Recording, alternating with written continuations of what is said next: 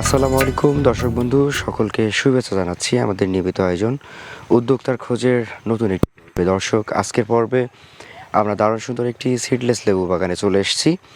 এই মুহূর্তে আমাদের অবস্থান হচ্ছে ফরিদপুর জেলার বোয়ালমারী উপজেলার লঙ্কাচর। দর্শক, আমরা আজকে যে সিডলেস লেবু বাগানে এসেছি, এটা কিন্তু আপনাদের কাছে বেশ পরিচিত একটি বাগান। আমরা এই বাগানটি আপনাদের কাছে বহুবার তুলে ধরেছি। এটা চাষাবাদের নিয়ম সব কিছুই আপনারা পেয়েছেন। আজকে আমরা এই যে শীতের সময়ে, শীত মৌসুমে মোটামুটি এই লেবুর কতটুকু আসলে কীরকম বিক্রি হচ্ছে, গাছে গাছে কীরকম ফলন আছে, এবং এই লেবু চাষের উনি কী কী নিয়ম ফলো করেন যাতে করে এই যে 10-12 বিঘা জায়গা জুড়ে উনি লেবু চাষ করে আসতে পারছেন, সে বিষয়টি ফুটে তোলার চেষ্টা করব উদ্যোক্তার খোঁজের ক্যামেরায়। আশা করছি পুরো সঞ্জুরের সঙ্গে থাকবেন এবং উপভোগ করবেন আজকের দারুণ তথ্যচিত্র। চলুন শুরু করা যাক। আসসালামু আলাইকুম। ওয়ালাইকুম আসসালাম। কেমন আছেন ভাইজান? আলহামদুলিল্লাহ, ভালো আছেন আপনি? আলহামদুলিল্লাহ ভালো রয়েছি। আপনার লেবু বাগানে চলে আসলাম আজকে। জি ভাই। আচ্ছা, সিডলেস লেবু, আপনার এটা কি জাতের?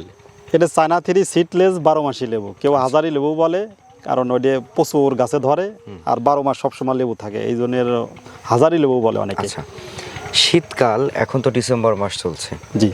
আচ্ছা, এখন গাছে লেবু রয়েছে, সাধারণত কি অন্যান্য লেবু এই সময় থাকে? অন্য লেবু সেরকম নাই, ওই সামথিং কিছু থাকে আর কি। আচ্ছা, হয়তো অনেক জায়গা নাই। এখন লেবুর বাজার দর কেমন চলছে? এখন বাজার আমাদের এইখানে 3.5 টাকা 4 টাকা, একটু বড় সাইজের গুলো 4 টাকা এখনো বিক্রি হয়। আচ্ছা, 4 টাকা পিস। মানে পিস চলছে 3.5-4 টাকা, বিরাট ব্যাপার। আচ্ছা, লেবুর সবচাইতে ভালো দাম থাকে কোন সময়? সবচাইতে বেশি দাম পাওয়া যায় রোজার ভিতরে। রোজার ভিতরে তখন কিরকম দাম? সর্বনিম্ন 10 টাকা থাকে পিস।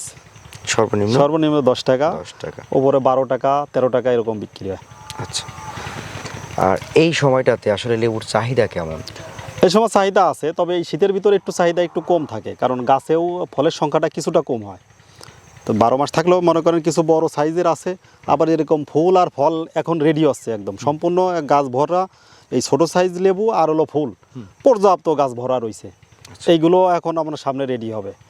হ্যাঁ, আর যেহেতু এর আগে এক সালার মনে করেন বড় আকার একটা ধর গেছে সামনে, আর এই সময়টা একটু জানা কম আছে, তারপরেও আল্লাহ দিলে পরে অনেক কিন্তু লেবু এরকম বড় বড় সাইজের লেবু আছে। তবে সেই হিসেবে বড় সাইজের যে লেবুগুলো এইগুলো এখন আমরা বেশি, আর একটু ছোটো সাইজেরগুলো ওগুলো এখনও ছিঁড়ি না, ওটা থাকে আর কি। লেবু বাগানের আপনার বয়স কত হলো? এটা চলে, এটাও ওই 5 বছরের আর কি, শেষ হচ্ছে ডিসেম্বরে শেষ হবে 5 বছর, 6 বছর পড়বে জানুয়ারি থেকে। আচ্ছা, লেবু এখন টোটাল আপনার কতটুকু চাষ? এখনও ওই 10-11 বিঘা আছে আর কি, 10-এর উপরে আছে আর কি। মানে সিডলেস লেবু 10-11 বিঘা? জি। এটা কিন্তু বিরাট ব্যাপার। লেবু সাধারণত এত বেশি মানুষ করে না। লেবু করে না, এটা তো আসলেও 12 মাসে একটা ফসল, এটা সারা বছরই একটা ভালো একটা টাকা আসে। কারণ আমার এখানে লিভার দিয়ে সবসময় আমার এই জায়গার লোকজন খাটে, আর এদের আমার 12 মাসে টাকারও দরকার। আর সামথিং আমরা 2-3 মাস একটু লেবুর ওই যে বর্ষার সময় বাজারটা একটু কম থাকে, ওই সময় আমরা গাছগুলো পুনিং করে থুয়ে দিই। এরপরে তো সারা বছর মনে করেন এতে দাম, ভালো একটা দাম পাওয়া যায়।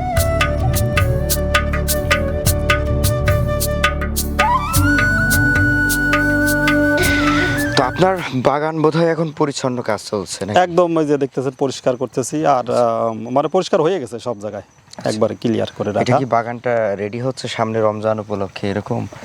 রোজার তো আল্লাহ দিলি পরে ওটা রেডি থাকতে হয়। আচ্ছা, কারণ এই সময় তো সারা বছর যে দাম থাকে, রোজার ভিতরে থাকে প্রায় ডবলের উপরে দাম। আচ্ছা, হ্যাঁ, 3 গুণ টাকা পাওয়া যায় রোজার ভিতরেই। এই জন্য ওই সময়টা মনে করেন গাছে যদি কিছু ফল রাখা যায়, তা সারা বছর যে টাকা হয় 1 মাসে সেই টাকা হয়। 1-1.5 মাস পরে রোজা? জি। বোধহয় 45-44 দিন এরকম থাকতে পারে রোজা। হ্যাঁ, বা তার একটু বেশি বেশি হবে, হয়তো 2 মাসের কাছাকাছি আর কি। আচ্ছা, তো এই যে সামনে আপনার বলছেন যে আপনি মূল সিজন ধরেন লেবু, রমজান মাস, সেই হিসাবে এখন কি গড়ে তোলার কিছু আছে? গাছ খাবার দাবার দেওয়া, সেচ দেওয়া, এইভাবে? এটা এখন আপনার গাছে এখন তো শুকনোর সময়, এখন সেচ লাগে, এরপরে কিছু সার ব্যবহার করা লাগে, এই ঔষধ স্প্রে করা লাগে। তবে শীতের ভিতরে একবারেই ওষুধ কম লাগে, এ সময় পোকা টোকা লাগে না। তবে এখন ফুল পর্যাপ্ত গাছে ফুল আছে, তো এই ফুলের জন্য কিছুটা আপনার ওই ট্রিটমেন্ট করা লাগে আর কি। হালকা একটা ট্রিটমেন্ট করলে এই ফুলগুলো টিকে যাবে, ফলগুলো দাঁড়াবে, 100 পর্যাপ্ত একটা টাকা সামনে আর কি আসবে। আচ্ছা, আপনার বাগানে বোধহয় একটা লাইন করে উঠাই দিছে।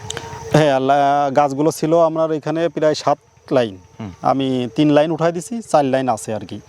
তা এর মাঝে আমি আবার যে পেঁপের জন্য করছি, যে গ্যাপ আছে এগুলো আমি পেঁপে করব, এর মাঝে দিয়ে অন্য ফসল, সাথী ফসল এই যে করব। একটা বড় গ্যাপ, হ্যাঁ, এই গ্যাপে এখন পেঁপে করবে। পেঁপে করব আমি। আপনার সেই রাজাশাহী রাজাশাহী, তারপরে শাহী, শাহী আবার এর ভিতরে নতুন হাইব্রিডও কিছুটা করব এবার দেখি। করবে? হ্যাঁ, হাইব্রিডও করব।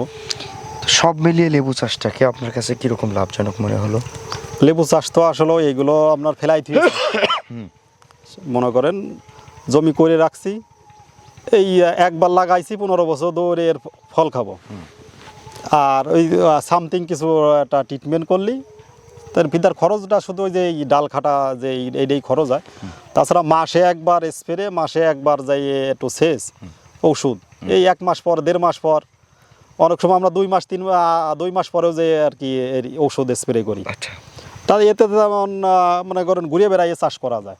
তা যেহেতু আমি ফল চাষ করি, এই জন্যে আমার মোটামুটি সাথে অন্য চাষ আছে, আর এইগুলো তো আমার এর জন্য আলাদা কোনো লাগে না, ওই একসাথে হয়ে যাচ্ছে আর কি।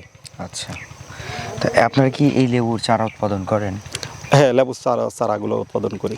এই লেবুর চারাগুলা মানে উৎপাদন করে সেটা আপনার থেকে বাগান করছে, এরকম সফলতা পেয়েছে, এরকম কতগুলা বাগান থাকতে পারে?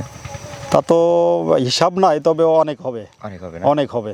আচ্ছা, কারণ আমরা তো শুরু থেকে লেবু, সিডলেস লেবু যখন শুরু হয় দেশে, সেই সময়তেই মোটামুটি আমরা এর সাথে জড়িত আর কি। আচ্ছা। তো আপনারা যদি বাগান করতে চান, স্ক্রিনে নাম্বার দেওয়া আছে ভাইয়ের, আপনার ভাইয়ের সাথে কথা বলে বাগান করতে পারেন। আর এছাড়াও আমরা বলবো যে পরামর্শের পাশাপাশি আপনারা বাগানে আসেন, বাগান ভিজিট করেন, আশা করি নতুন ধারণা জন্মাবে, অভিজ্ঞতা হবে, তারপর আপনিও কিভাবে বাগান করলে সফলতা হওয়া যায় সেটা শিখে যেতে পারবেন।